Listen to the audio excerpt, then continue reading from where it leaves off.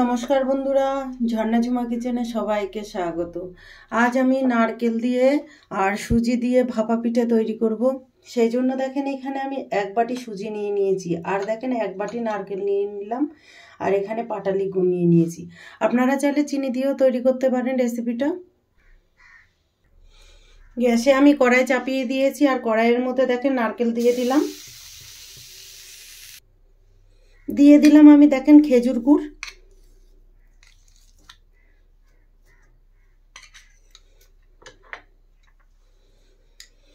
আর দিয়ে দিলাম আমি এখানে গুঁড়ো দুধ।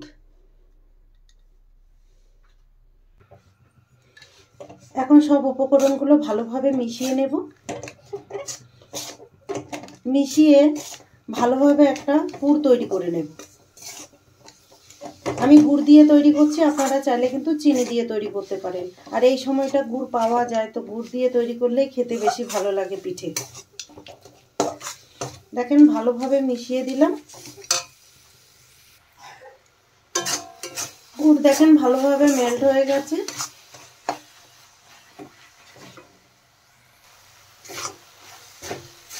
দেখেন পুর কিন্তু আমার ভালোভাবে তৈরি হয়ে গেছে। এখন আমি নামিয়ে নেব।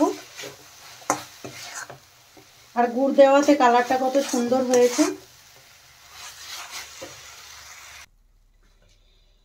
দেখেন আমি এখন প্লেটে নিয়ে নিলাম। আর এই পুরটাকে কিন্তু ঠান্ডা করে নিতে হবে প্লেটে নিয়ে, তবেই কিন্তু পিঠেগুলো খুব ভালোভাবে বানানো যাবে। গ্যাসে আমি আবার কড়াই চাপিয়ে দিলাম, আর কড়াইতে আমি দেখেন দিয়ে দিলাম জল। 1.5 বাটি জল দিয়ে দিলাম। যেহেতু আমি এই বাটি মেপে সুজিটা রান্না করছি, সেজন্য আমি এই বাটি মেপে জলটা দিলাম। আমি 1.5 বাটি জল দিলাম। জলের মধ্যে আমি দিয়ে দিলাম নুন, আর দিয়ে দিলাম আমি ঘি। ঘিয়ের জায়গায় আপনারা সাদা তেলটাও দিতে পারেন। আর জলটা এখন ভালোভাবে আমি ফুটিয়ে নেব। দেখেন ঘি কিন্তু পুরো মেল্ট হয়ে গেছে, আর জলও কিন্তু ভালোভাবে গরম হয়ে গেছে। জল ফুটতে শুরু করেছে। এই সময় কিন্তু আমি সুজি ঢেলে দেব।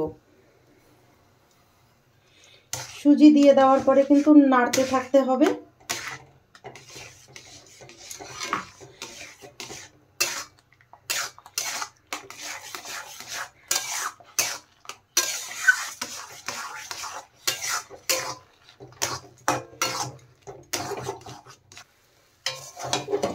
দেখেন সুজি রান্না করা হয়ে গেছে। এখন আমি নামিয়ে নেব।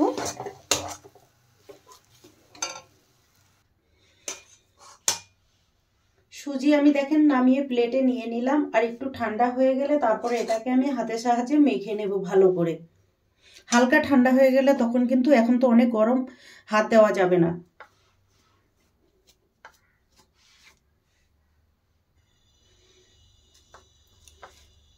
সুজিটা একটু ঠান্ডা হতে থাক, ততক্ষণে আমি এই থালার মধ্যে একটুখানি ঘি মাখিয়ে নেব। এই থালাটা নিয়েছি আমি, এর মধ্যে স্টিম দেব, সেই জন্য এটার মধ্যে একটু আমি ঘি মাখিয়ে নেব।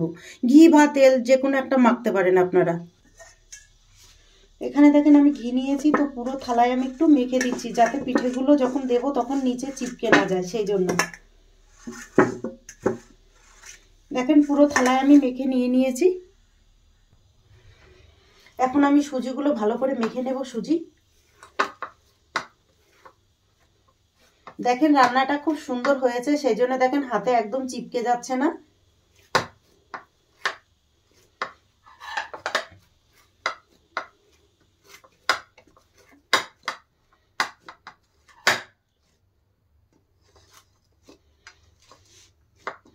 দেখেন ভালোভাবে কিন্তু আমি মেখে নিয়ে এলাম। আর একটা খুব সুন্দর একটা ডো আমি তৈরি করে নিয়েছি। আর কতটা সফট হয়েছে দেখেই বুঝতে পাচ্ছেন।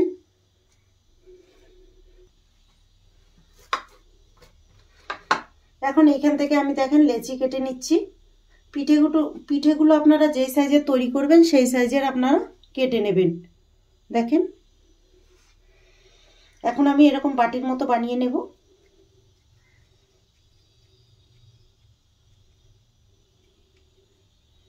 একটু ঠান্ডা হলে বানাতে কিন্তু সুবিধা হবে।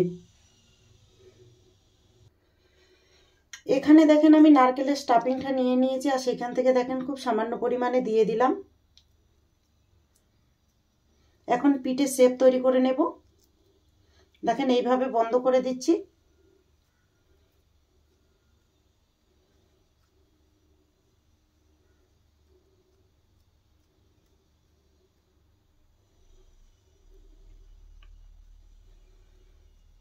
দেখেন খুব সুন্দর করে আমি বন্ধ করে দিলাম।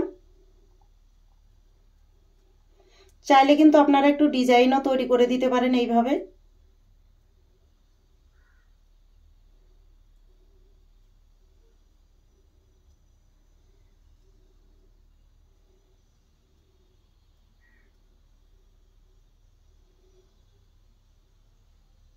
দেখেন একটা পিঠা আমার তৈরি হয়ে গেছে। যেহেতু আমি এই প্লেটে করে স্টিম দেব, সেই জন্য আমি এর মধ্যে সাজিয়ে নিয়ে নিলাম। আবারও একটু দেখেন লেচি কেটে নিয়ে নিয়েছি, এটাকেও বাটির মতো আমি তৈরি করে নিলাম। সামান্য দেখেন নারকেলের স্টাফিং দিয়ে দিলাম,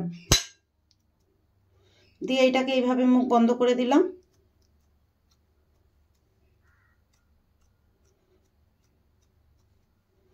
একটু চেপে দিচ্ছি, এবার ডিজাইন বানিয়ে দিচ্ছি। দেখেন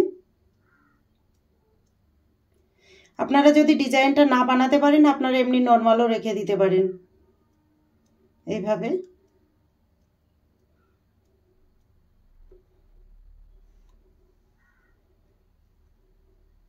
দেখেন তৈরি হয়ে গেছে। এইভাবে আমি সব পিঠে কটা তৈরি করে নেব। দেখেন কয়েকটা পিঠে আমি বানিয়ে নিয়েছি, এখন এগুলো আমি স্টিম দিয়ে নেব। কড়াইতে জল দিয়ে দিলাম, আর জলটা কিন্তু দেখেন ভালোভাবে আমি ফুটিয়ে নিয়েছি। তার উপরে দেখেন আমি এই থালাটা দিয়ে দিলাম। এখন আমি ঢেকে দেব। স্টিম হতে থাক, ততক্ষণে আমি আর কিছু পিঠে বানিয়ে নিই। ঢাকনা উঠিয়ে আমি দেখে নেব। দেখেন পিঠেগুলো খুব সুন্দর ভালোভাবে ভাপানো হয়ে গেছে। এখন আমি নামিয়ে নেব। এখন আমি দেখেন প্লেটে নিয়ে নিয়েছি।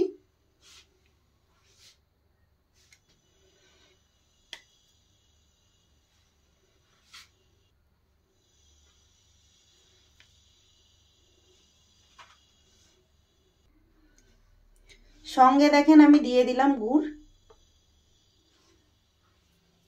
এই পিঠের রেসিপিটা যদি আপনাদের ভালো লাগে, তাহলে আমার চ্যানেলটাকে সাবস্ক্রাইব করবেন, লাইক করবেন, কমেন্ট করবেন, আর অবশ্যই আপনারা এই পিঠেটা বানিয়ে খেয়ে আমাকে কমেন্ট করে জানাবেন।